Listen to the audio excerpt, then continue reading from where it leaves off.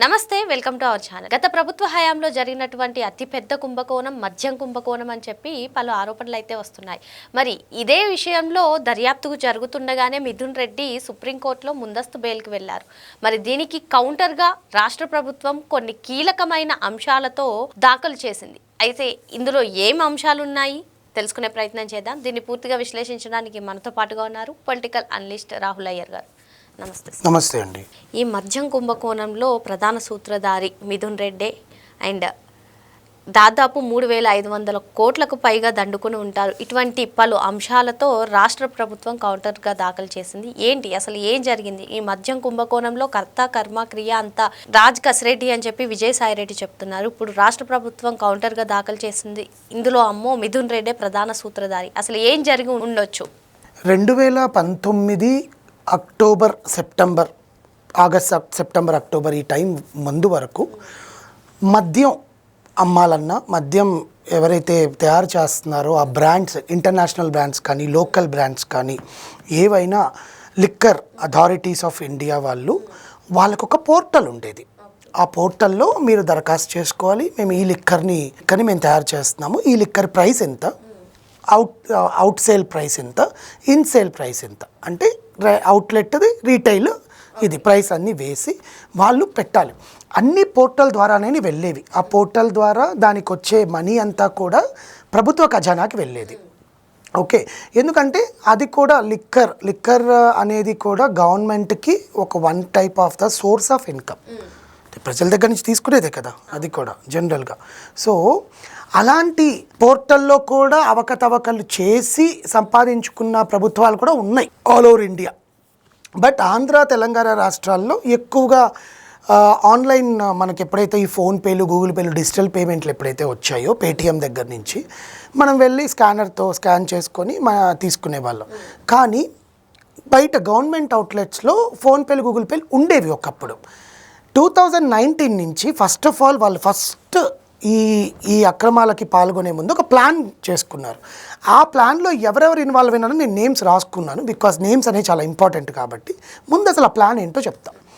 Plan ఏంటి అంటే, ఎప్పుడైతే 2019 ప్రభుత్వం వచ్చిందో, జగన్మోహన్ రెడ్డి గారి హవా ఎప్పుడైతే స్టార్ట్ అయిందో ఆ టైంలో మిథున్ రెడ్డి అనే అతను లిక్కర్ స్కామ్ గురించి ఒక ఆలోచన వచ్చింది. వాళ్ళు ఒక మనిషిని తీసుకొచ్చి వీళ్ళ మనిషిగా ఇక్కడ పెట్టి నెలకి 50 నుంచి 60 కోట్ల వరకు ముడుపులు మనకు వస్తాయి. ఎవరి దగ్గర నుంచి వస్తాయి? ప్రజల దగ్గర నుంచి కాదు. ఎవరైతే సోన్ బ్రాండ్స్ తయారు చేసుకొని మార్కెట్లోకి రిలీజ్ చేయాలనుకుంటున్నారో లిక్కర్ని, వాళ్ళకి పర్మిషన్లు ఇచ్చి 300 రూపాయలు ఒక లిక్కర్కి పెడితే 450 వీళ్ళు ఛార్జ్ చేస్తారు. అంటే 150 రూపాయలు వచ్చి వీళ్ళ మిథున్ రెడ్డి వాళ్ళకి, 350 రూపాయలు వచ్చి వాళ్ళది. కానీ బయట రీటైల్ అవుట్లెట్లో అమ్మేది ఏంటంటే 600. ఎందుకంటే ప్రాఫిట్ రావాలిగా. ఆ సంస్థ ఎవరైతే ఉందో ఆ లిక్కర్ సంస్థ, వాళ్ళకి ప్రాఫిట్ రావాలి. ఇది అనుకున్న ప్లాన్. దీన్ని అమలుపరచడానికి ఫస్ట్ ఏం చేశారు అంటే, మిథున్ రెడ్డి అనే అతను ఒక రైల్వే అధికారిని తీసుకొచ్చి డిప్యుటేషన్ మీద తీసుకొచ్చి ఈ లిక్కర్ అండ్ అథారిటీస్ ఆఫ్ ఇండియాలో ఒక అధికారిగా నియమించారు. ఆయననే ఆర్డర్ ఫర్ సప్లై ఓఎఫ్ఎస్కి నియమించే అధికారిగా ఆయననే పెట్టారు. ఆయన ఏం చేస్తాడు అంటే పోర్టల్ని తీసేశారు. పోర్టల్ని ఫస్ట్ తీసేసి నెక్స్ట్ డిజిటల్ పేమెంట్స్ని రద్దు చేశారు. డిజిటల్ పేమెంట్స్ని కూడా రద్దు చేసేసాక ఇప్పుడు వాళ్ళకి కావాలంటే ఆర్డర్ ఎవరికి ఇవ్వాలి? ఒక ప్రైవేట్ ఈమెయిల్ ఐడిని క్రియేట్ చేసుకున్నారు. ఆ ప్రైవేట్ ఈమెయిల్ ఐడికి వీళ్ళ ఆర్డర్స్ అన్నీ పంపించాలి. దాంట్లో వీళ్ళకి ఎవరైతే మనకు డబ్బులు ఎక్కువ ఇస్తారు, ఎవరైతే డబ్బులు చేయగలరు, కొత్త లిక్కర్ బయటకు వచ్చింది మార్కెట్లో అంటే జనాలు ఉత్సాహంగా పోతారు అని చెప్పి ఆల్మోస్ట్ ఆల్ ఒక 5,000 నుంచి 6,000 వరకు ఆర్డర్ ఫర్ సప్లై అప్లికేషన్స్ వస్తే దాంట్లో 3,000కు పైగా కంపెనీలని వీళ్ళు ఓకే చేశారు. 3,000కు పైగా కంపెనీలను వీళ్ళు ఓకే చేశాక ఆ ఓఎఫ్ఎస్ ఉంటుంది కదా, దాంట్లో ఇప్పుడు కొత్త పేర్లు, ఇప్పుడు మనం యాక్చువల్గా లిక్కర్ తాగే వాళ్ళకి కొన్ని బ్రాండ్స్ అనేవి ఉంటాయి, ఇంటర్నేషనల్ బ్రాండ్స్ కానీ లోకల్ బ్రాండ్స్ కానీ ఆంధ్రాలో 2019 నుంచి 2024 వరకు దొరికే బ్రాండ్స్ కొత్త బ్రాండ్స్, అసలు ఇంపోర్టెడ్ కానీ బయట నుంచి ఇప్పుడు హైదరాబాద్లో దొరికేవి కూడా ఆంధ్రాలో దొరికేవి కాదు. ఇక్కడి నుంచి అక్కడికి తీసుకుపోయేదానికి కూడా ప్రాబ్లం. అక్కడ ఇక్కడ మంది అక్కడ తీసుకోవడానికి కూడా మధ్యలో ఆపేసి చెక్ చేసేవాళ్ళు. కరోనా తర్వాత అయితే ఇంకా ఎక్కువ చెక్ అయింది. కానీ 2019లో వీళ్ళు పెట్టిన దానికి కొత్త కొత్త బియర్లు రావడము, కొత్త కొత్త విస్కీలు రావడము, కొత్త కొత్త బ్రాండీలు రావడము, ఇలాంటి లిక్కర్లో ఉండే డిఫరెంట్ టైప్ ఆఫ్ వెరైటీస్ని వీళ్ళు సొంత బ్రాండ్స్గా తీసుకొని చీప్ సామాగ్రితో దాన్ని ప్రిపేర్ చేసి జనాల మీద వదిలేశారు. దానివల్ల ఏమవుతుంది, అరే ఇది కొంచెం స్ట్రాంగ్గా ఉంది, ఇది కొంచెం మనకు మత్తెక్కుతుంది అని జనాలు పిచ్చెక్కే వాళ్ళు ఎక్కువ శాతం కొనడం అనేది స్టార్ట్ అయినప్పుడు డిజిటల్ పేమెంట్లు లేవు కాబట్టి చచ్చినట్టుగా ఏటీఎంలోకి వెళ్ళి క్యాష్ డ్రా చేసి వాడికి ఎంత చెప్తే అంత డబ్బులు వాడికి ఇవ్వాలి. ఈ క్యాష్ అంతా కూడా లెక్క పెట్టడానికి ఒక లేడీ డేటా ఎంట్రీ ఆపరేటర్ని పెట్టుకున్నారు. ఆ లేడీ డేటా ఎంట్రీ ఆపరేటర్ ఏం చేస్తుందంటే ఈ డేటా రోజువారీ అమ్మకాలన్నిట్లో డేటానంతా తీసుకొని ఇంకొక ఎక్స్పర్సన్కి పంపిస్తుంది. ఆ నేమ్స్ అని నేను మీకు ఇప్పుడు రివీల్ చేస్తాను. ఆ ఎక్స్పర్సన్ ఇంకొక ఎక్స్పర్సన్ రెండూ కలిపి విజయసాయి రెడ్డికి పంపించేవాళ్ళు. విజయసాయి రెడ్డి డేటానంతా పరిశీలించి కసిరెడ్డి రాజశేఖర్ రెడ్డికి పంపించేవాళ్ళు. కసిరెడ్డి రాజశేఖర్ రెడ్డి, మిథున్ రెడ్డి, అవినాష్ రెడ్డి వీళ్ళ ముగ్గురు కూర్చొని ఆ వచ్చిన డబ్బంతా కూడా ముడుపులుగా కంపెనీలకి వీళ్ళకి తయారు చేస్తూ ఉండేవాళ్ళు. సో ఎప్పుడైతే ఈ డేటా ఎంట్రీ ఆపరేటర్ వాళ్ళు ఎంత పగడ్బందీగా ప్లాన్ చేశారంటే మనకు డేటా ఇవ్వడానికి ఒక మనిషి, ఆ మనిషి జీతం మీరు ఊహించలేరండి. నెలకి ఆ డేటా ఎంట్రీ ఆపరేటర్కి ఇచ్చే జీతం 3.5 లక్ష నెలకి. డేటా ఎంట్రీ ఆపరేటర్కి బయట ఇచ్చే జీతం 15,000 నుంచి 20,000 వరకు ఉంటుంది. వాళ్ళు ఎంఐఎస్ రిపోర్ట్ తయారు చేస్తారు. ఈ అమ్మాయి జస్ట్ అనూష అమ్మాయి పేరు. ఆ అమ్మాయిని డేటా ఎంట్రీ ఆపరేటర్గా పెట్టి ఆ అమ్మాయి దగ్గర నుంచి ఇచ్చే డేటాకి అమ్మాయికి ఇచ్చే జీతం 3.5 లక్ష. ఆ 3.5 లక్షతో ఆ అమ్మాయి ఇప్పుడు ఆ 4-5 ఏళ్ళ ప్రభుత్వంలో ఆ అమ్మాయి 3 అపార్ట్మెంట్లు కట్టిందంటే మీరు ఆలోచించండి. Own duplex house villas. Fine, అమ్మాయికి జాబ్ ఇచ్చారు, అమ్మాయి జాబ్ చేసింది, అమ్మాయిది ఏం తప్పు లేదు. ఇందులో అమ్మాయి ఇరుక్కుంటుందా అంటే ఖచ్చితంగా ఇరుక్కుంటుంది. ఎందుకంటే ఆల్రెడీ ఏదైతే ప్రభుత్వానికి ఈ డిజిటల్ పేమెంట్లు కానీ తీసేస్తే ఖచ్చితంగా మద్యం అమ్మడంలో అవకతవకలు జరుగుతాయి అని చెప్పి తూము నాగేంద్ర అనే అతను అధికారి లిక్కర్ అథారిటీ ఆఫ్ ఇండియాకి లెటర్ రాస్తే, ఆ గవర్నమెంట్కి లెటర్ రాస్తే మిథున్ రెడ్డి, రాజకష్ రెడ్డి దీన్ని పట్టించుకోవాలి. ఎందుకంటే వాళ్ళకు తెలుసు వాళ్ళకి కావాల్సింది డబ్బు. సరే, ఇంత పెద్ద ముడుపు ఎంత సంపాదించారయ్యా అంటే 3,500 కోట్లు ఇండియా మొత్తం మీద అతిపెద్ద లిక్కర్ స్కామ్.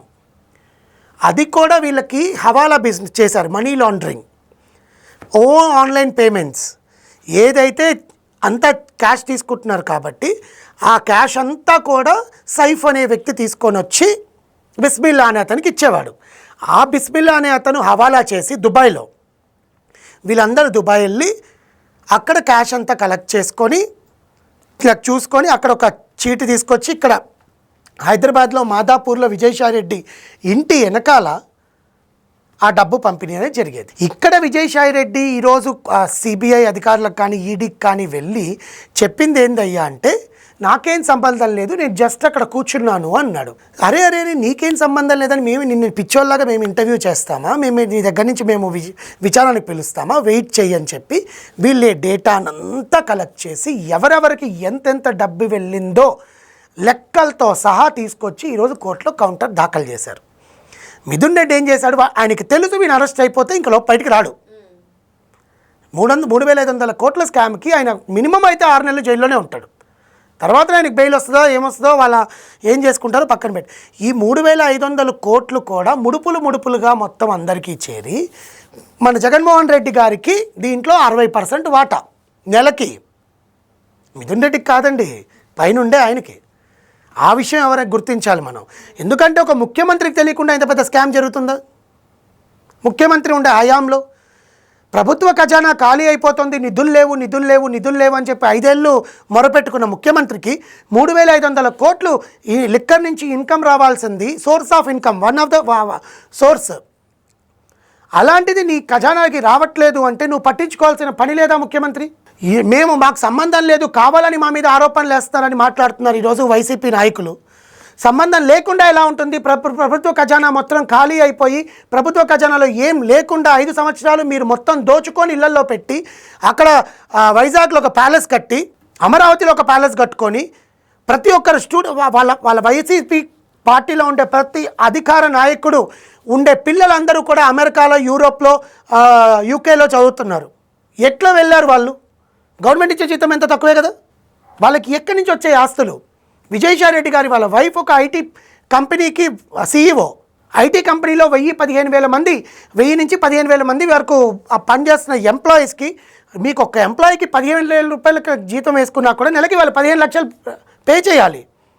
ఓన్ బిల్డింగ్ మళ్ళీ ఎక్కడి నుంచి వచ్చే ఈ డబ్బంతా? లిక్కర్ స్కామ్ మేము చేయలేదు, మాకు ముందస్తు బెయిల్ కావాలి, ఖచ్చితంగా మమ్మల్ని అరెస్ట్ చేస్తారని ఈరోజు మిథున్ రెడ్డి సుప్రీంకోర్టులో పిటిషన్ వేస్తే సుప్రీంకోర్టు సింపుల్గా మాకు కౌంటర్ ఇవ్వండి, 2 రోజులు టైం ఇస్తారు. 2 రోజులు కాదు, 24 గంటల్లో అధికారులు వెళ్ళి కౌంటర్ దాఖలు చేశారు. దాంట్లో ప్రతి ఒక్క డీటెయిల్ ఉందండి.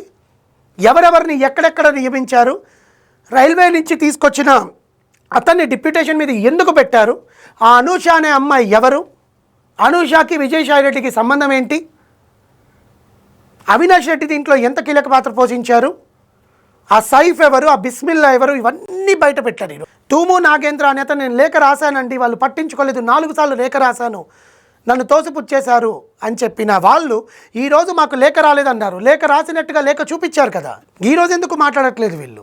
ఇంత పెద్ద స్కామ్ ప్రజల ముందు ఈరోజు పేపర్లలో, న్యూస్ల్లో మనమంతా మాట్లాడుకుంటున్నా కూడా గొర్రెల్లాగా ఇంకా వాళ్ళే మాకు కావాలి, వాళ్ళ ప్రభుత్వంలోనే మేము హ్యాపీగా ఉన్నామని మాట్లాడుతున్న జనాలని ఏమనాలో అర్థం కావట్లేదు. అంతగా వీళ్ళు హిప్నటైజ్ చేశారు.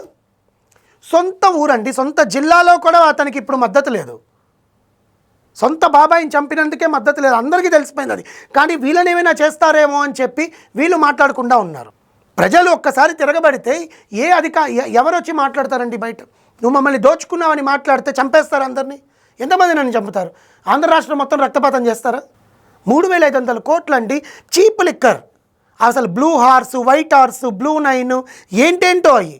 దానివల్ల ఎంతమంది చనిపోయారు, ఎంతమంది మద్యానికి బానిసై చనిపోయారు, ఎంతమంది ఆడోళ్ళ తాలిబొట్లు తెగిపోయినాయి. అవి పట్టించుకోకుండా నేను తప్పు చేయలేదు, నాకు బెయిల్ కావాలి, అసలు కావాలని మా మీద ఆరోపణలు చేస్తున్నారు ఈడీ అధికారులు. 3,500 కోట్లకు అక్కడ లెక్కలు చూపిస్తుంటే నీ మీద ఆరోపణలు చేయకుండా ఇంకా పక్కనోడి మీద చూపిస్తారా? ఇంత జరుగుతున్నా మా ప్రభుత్వంలో ఇలాంటి జరగలేదు అని చెప్పి జగన్మోహన్ రెడ్డి గారిని మాట్లాడమని చెప్పండి, ఓపెన్ అయ్యి చెప్పమని చెప్పండి. ఫేస్ టు ఫేస్ కూర్చొని మా ప్రభుత్వంలో ఇది జరగలేదు, దొంగ లెక్కలు చూపిస్తున్నారు, అసలు స్కామే జరగలేదు అతను ప్రూవ్ చేయమని చెప్పండి. ప్రతిపక్ష నాయకుడిగా అతనికి ఛాన్స్ ఉంటుందిగా మాట్లాడడానికి. ప్రభుత్వం ఏదైతే వాళ్ళ కార్యకర్తల మీద నిఘా పెట్టి జులుం విసురుతుంటే అతను ఎందుకు మాట్లాడట్లా? ఎందుకు ఖాళీగా కూర్చుంటున్నాడు? ఎందుకు రోడ్ షోలు చేస్తున్నాడు హెలికాప్టర్లు వేసుకొని? ఏమిచ్చావు నువ్వు? ఆ లింగమయ్య కుటుంబాన్ని దగ్గరికి కలవడానికి వెళ్ళి నువ్వేమిచ్చావు? ఇంకో మధ్య మాటలు ఇచ్చేసి వచ్చావా? ఇంత జరుగుతున్నా కూడా ఎందుకు జగన్మోహన్ రెడ్డి గారు మాట్లాడట్లా? మిథున్ రెడ్డి గారు ముందస్తు బెయిల్ అప్లై చేసుకోవాల్సిన అవసరం ఏంటి? నువ్వు తప్పు చేయనప్పుడు ధైర్యంగా వచ్చి మాట్లాడచ్చుగా. ఎక్కడి నుంచి ఎక్కడికి వెళ్ళినా చూడండి, రాజా కసిరెడ్డి మీద విజయసాయి రెడ్డికి కొంచెం పగ ఉంది కాబట్టి, ఆ గ్రడ్జ్ ఉంది కాబట్టి ఆయన పేరుని హైలైట్ చేసి మిథున్ రెడ్డి దోషి కాదు అని చెప్పి ప్రూవ్ చేయాలనుకున్నాడు. ఈడీ అధికారులు ఏం చేశారు? నువ్వు చెప్పిందే తప్పు, మేము నిన్ను కూడా ఇన్వాల్వ్ చేస్తాం ఉండు అని చెప్పి లిస్టు మొత్తం బయట పెడితే 18 మంది పేర్లు ఉన్నాయి. వాళ్ళకి డబ్బు వచ్చింది, వాళ్ళు జైలుకి వెళ్ళి బయటకు వస్తా లేదా పక్కన పెట్టండి. ఇంతమంది ప్రజల డబ్బుని నువ్వు ముడుపుల లెక్కను తీసుకొని ఆ డబ్బుతో కడుపు అన్నం తింటూ వాళ్ళ చావుల మీద మీరు పడుకొని డాన్సులు వేస్తూ ఈరోజు మేము తప్పు చేయలేదంటే ఏం మాట్లాడాలి? ఏందండి, ఒక ఆడపిల్లకి 15,000 రూపాయలకి జీతంకి పనిచేసే డేటా రిపోర్టర్కి 3.5 లక్షలు ఇచ్చి పెట్టుకున్నావంటే అది కూడా వాట్సాప్ కాల్స్, నార్మల్ కాల్స్. ఎందుకంటే వాట్సాప్ కాల్స్ ఆర్ ఎన్క్రిప్టెడ్, దాన్ని రికార్డ్ చేయడానికి ఉండదు. ఖచ్చితంగా నువ్వు వాట్సాప్ కాల్స్లో మాట్లాడాల్సిందే. నార్మల్ కాల్స్లో మాట్లాడితే రికార్డ్ అవుతుంది, కాల్ డేటా తీయచ్చు. అంత వాళ్ళు ఇంకా తెలివిగా ఐఫోన్ యూస్ చేస్తారు. ఐఫోన్లో రికార్డింగ్ ఆప్షన్ ఉండదు. You cannot bring the data from iPhone.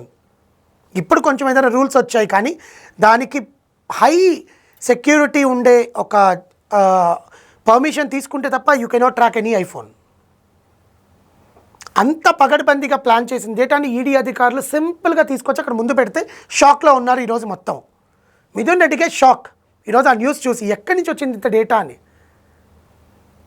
So దీన్ని బట్టి నేను ఏం మాట్లాడుతున్నానంటే, బెయిల్ కాదు కదా, జైలుకే.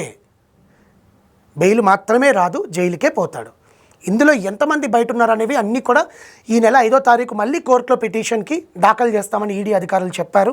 5వ తారీఖు విజయసాయి రెడ్డి వస్తాడా? రాజా కసిరెడ్డి ఆల్రెడీ జైల్లో ఉన్నాడు, కస్టడీకి తీసుకున్నారు.